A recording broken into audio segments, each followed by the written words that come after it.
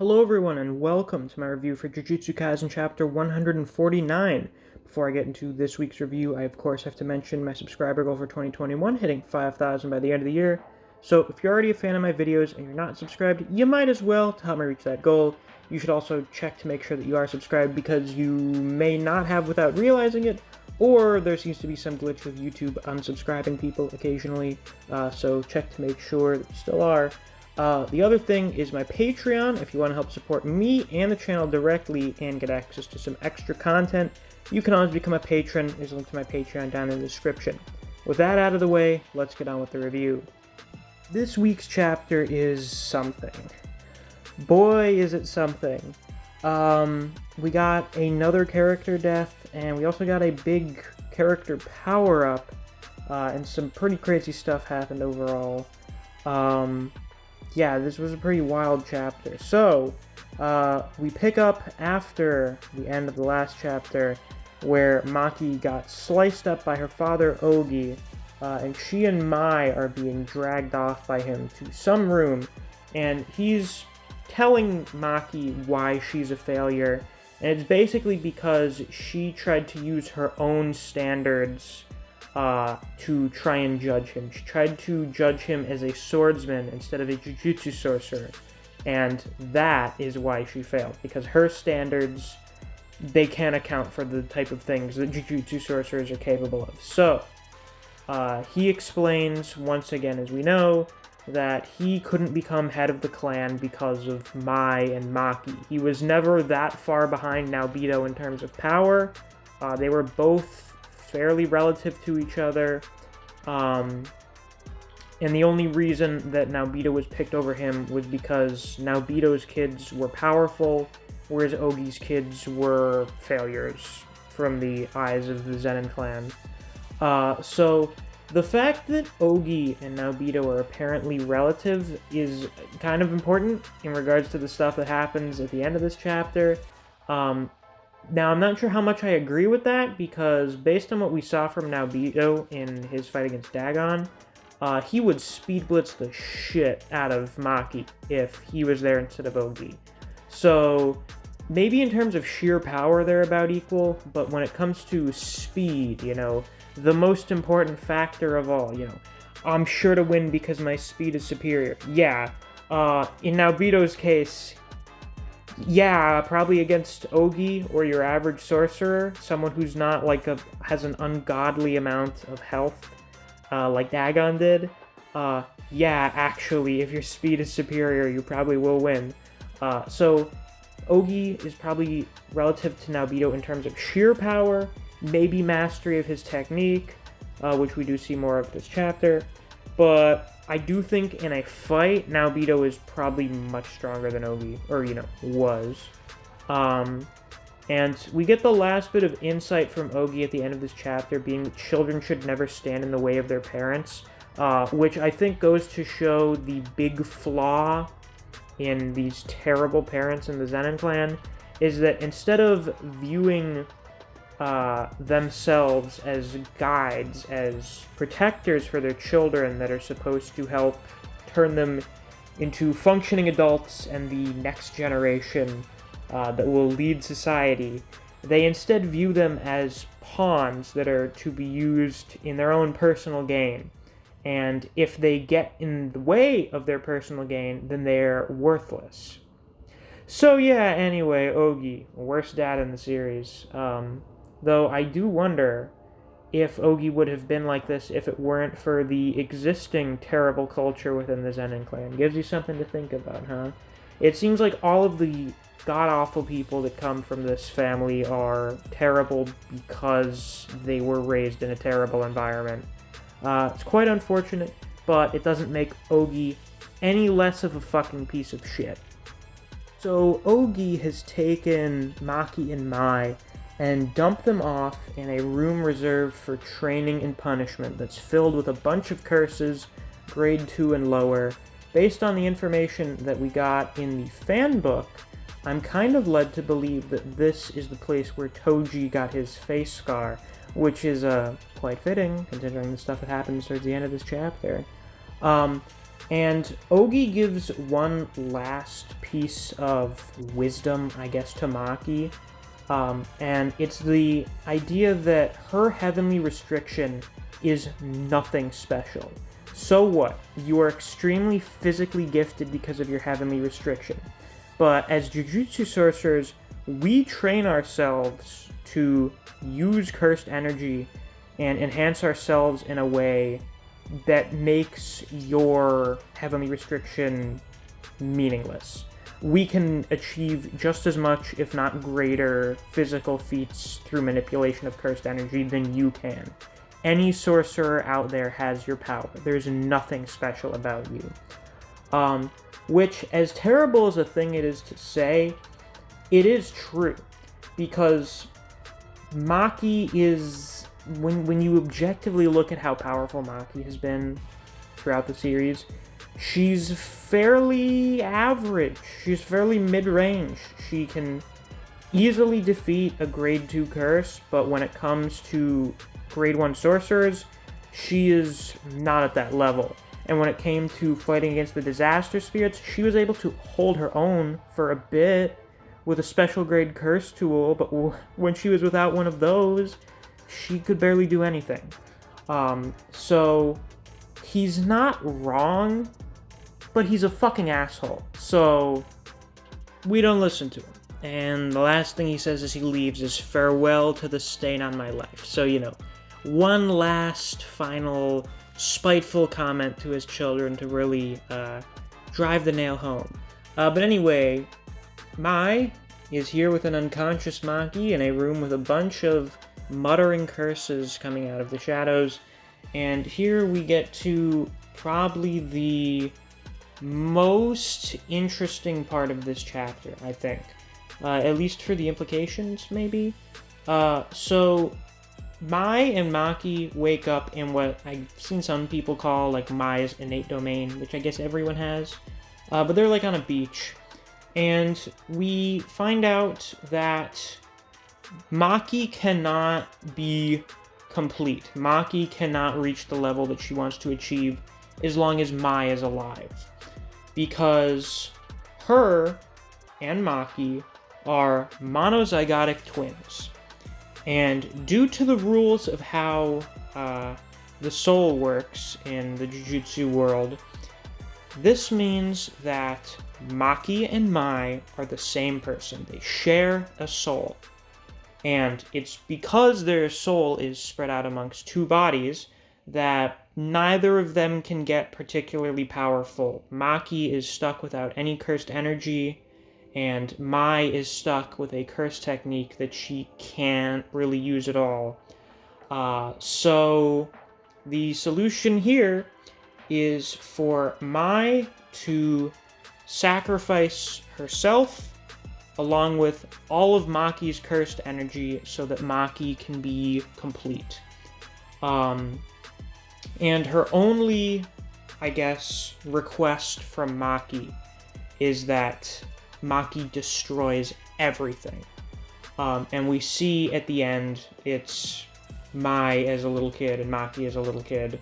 And I think this is the first time she calls her, big sister, ever in the series, at least since, the flashbacks, this seems like a bit of a callback to the Goodwill event, where Maki was like, hey, you should call me big sister for once. Now, she hands her what I think is a reed or something. We get a lot of bird imagery. I think the birds we see at the end of the chapter are geese. Yeah, I think those are geese. And apparently this had to do with some kind of proverb from, I think, the last chapter, about wild goose, something with Hokkaido. I don't know. It's very, very weird. It's a weird proverb. Something about a wild goose doesn't use reeds, but then some other stuff. It has something to do with Buddhism, I guess. Listen, I really am not entirely sure on this. But from what I understand and from what I've read, it's a metaphor about how two bundles of reeds can remain standing as long as they lean against each other. And that's kind of what happens at the end of this chapter, though not in, like, kind of the nice, happy way that some of us may have been expecting, where we get, like, a tag team with them. Instead, it is Mai giving up everything so that Maki can reach her full potential. So I guess that's kind of what this represents here. So Mai is dead. Yeah. So that's crazy. This is the second supporting character death in the last 3 chapters. So I guess Gege's on a warpath. First Yaga, now it's Mai. There seems to be some kind of pattern here with second years losing people they care about. I don't know if there's anyone left for Yuta to care about, and I don't think we know enough about Inumaki to see someone that he would lose. I mean, I guess he lost an arm, but that's not really the same. I'm wondering if this is going to spell out some kind of pattern for the other players in the Culling game. I'm specifically talking about Yuji and Megumi. Megumi's got his sister Sumiki to worry about, so that's a little bit concerning. But yeah, I don't know how I feel about this. I don't feel upset about it, really. I'm just not sure if I feel like more could have been done with Mai's character, because Mai was never someone super interesting. We didn't really get a lot from her, like, when the Goodwill event happened and she had her fight with Maki, like, that was the whole thing for Mai's character.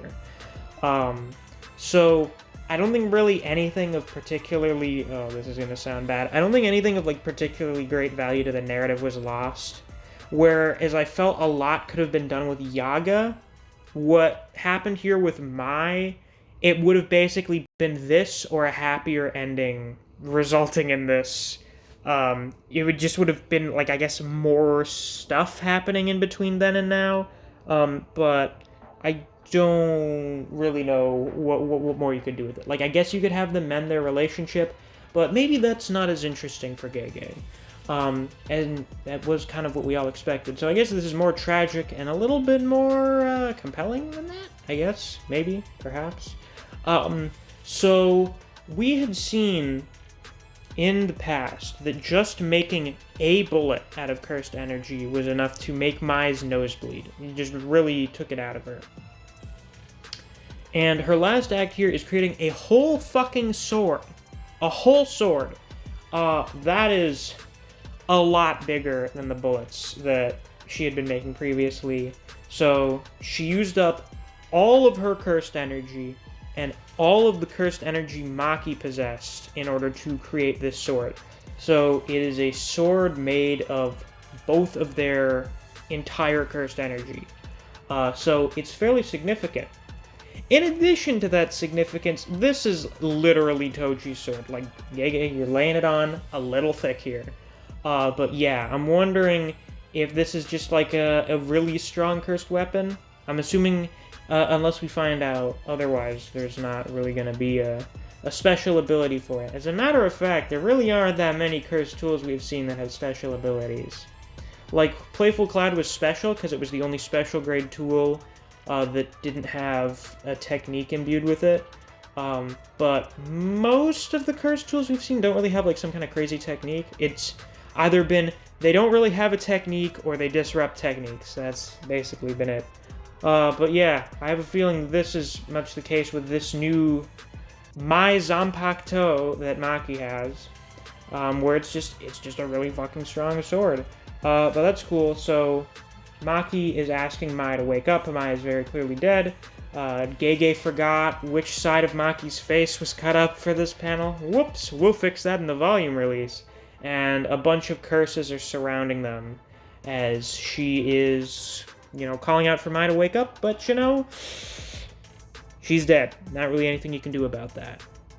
But anyway, we flash away from that to see Ogi, who, his senses, his spidey senses are tingling. And he notices, well, first of all, there's this fucking sick aura, like smoke, coming out of the punishment room. And he realizes that the curses have vanished. And we see very, very kind of vaguely a silhouette coming out of the room. And Ogi recalls the feeling of fear he once felt that he tried to forget. his body still remembers it. And it's the feeling of fear that he felt upon seeing Toji at some point. And he feels that upon seeing Maki right now. And Maki's got this aura coming off of her. Like steam or smoke. Also, holy shit, Maki is so fucking buff. Good shit. Good shit. But yeah, so it's here. It's here, people. The Toji power-up, it's fucking arrived. And Ogi, oh my god, he is scared out of his goddamn skull. God, his eyes are so gross. This reminds me of Adamus Zeus. His eyes were fucking yucky. And the same applies here. I don't know what the hell Ogi did with his eyes, if he had them tattooed or something. I don't know.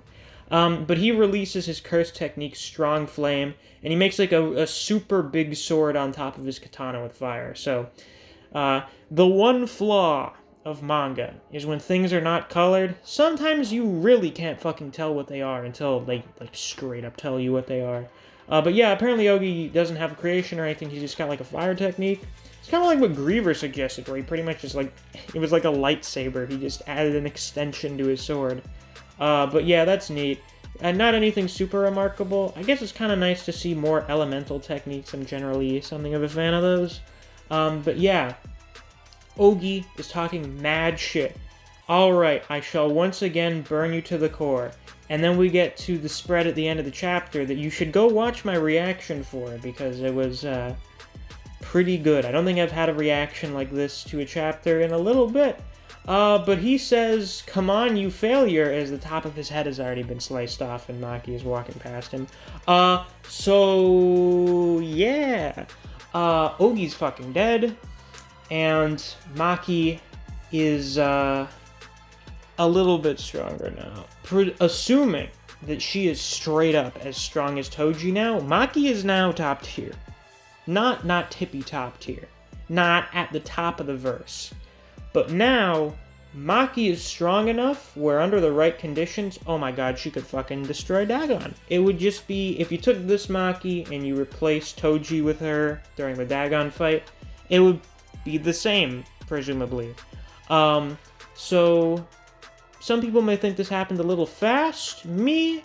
I don't care. I don't care that much. I am just happy to see it, and it kind of makes sense that Maki would get a huge power-up before going into the culling game, because it seems like everyone is going to need to be at a higher level of power when they go into it. Like, getting stronger while you're in the culling game, probably not a great strategy, but getting a lot stronger before you go in, that's where it's at. So, maybe Maki doesn't need the curse tools now? I don't know. Like, she's probably strong enough that she doesn't need them. But imagine, it's like Toji. Like, just have someone who is stupidly strong, give them all of the curse tools. And they'll go nuts. They'll go absolutely crazy. Which I think Maki may be doing soon. Because she talks to Mai. I guess she's talking to the sword. So yeah, like, this is a Zanpakuto made out of Mai's soul. Nice. Well, I guess it's both of their souls. But Mai's energy, they've become one now. You know, it's a weird twin thing. And she says, "Let's start." Start what? Presumably, destroying the entire Zenin clan. So, here's the reason why Toji was free. Because Toji left the Zenin clan, and for the most part was like, I don't give a fuck about these people. I'm gonna go out and I'm gonna do my own goddamn thing. Now, what did he do with that freedom? He lost money on horse races and shot teenage girls. But Maki, do you think Maki cares about, like, running the Zenin clan now? Do you think she really gives much of a shit? Maybe, but it seems like most of the reason that she had wanted to take over was to make the Zenin clan a better place for Mai to live in. And now that Mai is dead, she doesn't really have a reason to do that now. So now, it's possible that Maki really doesn't care about taking over the Zenin clan and changing them, or any of that shit. Now it's back to the good old-fashioned, let's crush the Zenin clan. All the way back to Volume 0. We're going all the way back. And now, based on how she zero-diffed Ogi, who's a grade 1 sorcerer, that may not be super difficult for her now. She probably couldn't take on all of them at once. That probably wouldn't end well. But if she went around fighting a few of them at a time, Maki may single-handedly dismantle the entire Zenin clan. So that will probably be fun. I'm wondering if we're going to see that next chapter. If we're going to see Maki massacring the Zenin clan, or if we're going to go over to some of the others, if we're going to go over to Yuta and whatever he's doing, or if we're going to go over to Yuji and Megumi looking for Hikari. If I remember that correctly, I'm pretty sure they're the ones looking for Hikari. We'll have to see, but yeah, now Maki is free. Maki is free from the curse of the Zenin clan, and freed from the shackles of her cursed energy, and has achieved new heights, only achieved by one person before her. So that's pretty fucking badass. I'm wondering what she's going to be doing in the future with this newfound power, presumably some cool shit. Hana Kurusu, if I'm remembering your name right, the Angel, Maki's coming for you. You can terminate curse techniques. That'll do you a whole lot of good in this situation. But yeah, so that's all I have to say for this week's review. It was a pretty good chapter. Very satisfying to see Ogi get killed. Kind of sad to see Mai go. And very exciting to see Maki get her long-awaited Toji level power-up. So I guess we'll just have to see where things go from here. So, if you enjoyed this review, please be sure to like, comment, subscribe, and click that notification bell so you don't miss any of my uploads. I do Jujutsu Kaisen chapter reactions and reviews every week. We get a chapter. If you enjoy other series such as Record of Ragnarok, Kengan Omega, Black Clover, and Kaiju number 8, I do videos in those series as well, so if you're interested in those, you should definitely check out my channel. If you enjoy discussing Jujutsu Kaisen with other people, or you just enjoy the content I produce in this channel, I highly suggest you check out my Discord server. I have linked to that down in the description. Since it's the end of the video, it's time to give a shout out to some of my wonderful patrons, and the recipients of the shout out today will be Archbear, CJ2K, Fuse, Neo, and Tyrese Simmons. Thank you all very much for supporting me on Patreon. I greatly appreciate it. And if you too want to get a shout out at the end of videos or access to some extra content, you can always become a patron as well. There's a link to my Patreon down in the description. Thanks for watching. I'll see you guys around. Take care.